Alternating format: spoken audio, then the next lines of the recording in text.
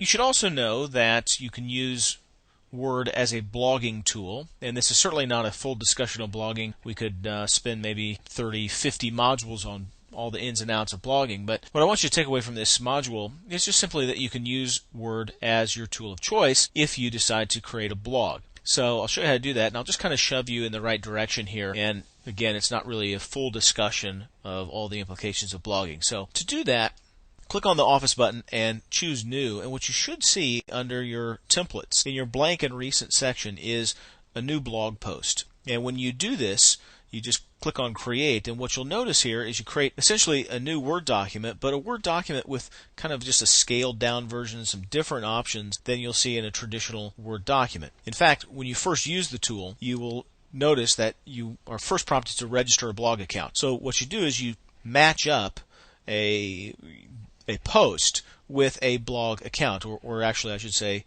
Word 2007 with a blog account, so that when you click on Publish here, you can publish with a single click. So you can either register now or register later. If you don't have a blog yet, you can visit Office Online to sign up for a blogging service. So this is the client end. The blog or the server that hosts the blog itself, the web server, will be the server service, and that you have to purchase usually online. But of course, there's lots of free tools that let you blog. So be that as it may, you can register now, register later. You can create the blog without necessarily having that back end all tied together yet. But here's what you'll see. You'll see a little field, enter post title here. So this is a blog that no one will read.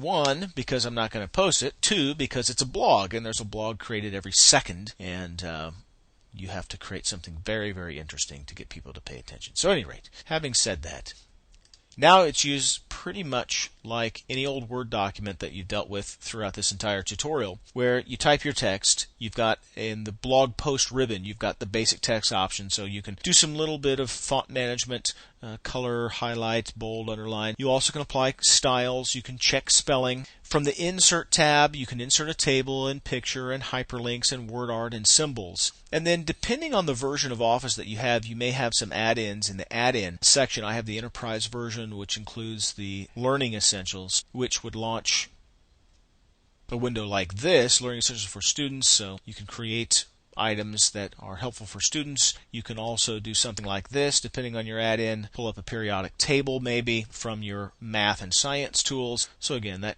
can be useful maybe for a student who's creating some homework and they want to post that homework online or collaborate. Of course, there are some practical purposes for blogging. Now, once you've created the new blog post, it's time to publish this.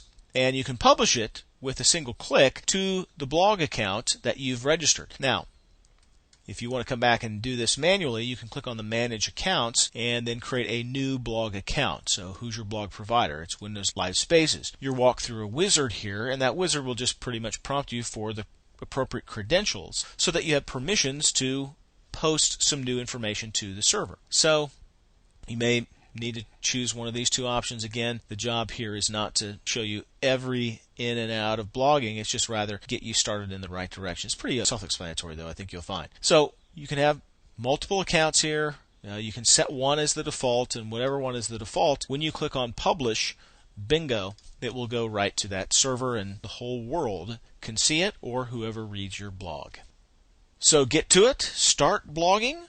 I'll see you online, and maybe you can just send me your blog address. I may read it. I probably won't, but I may. So can't wait to hear from you about your new blogs.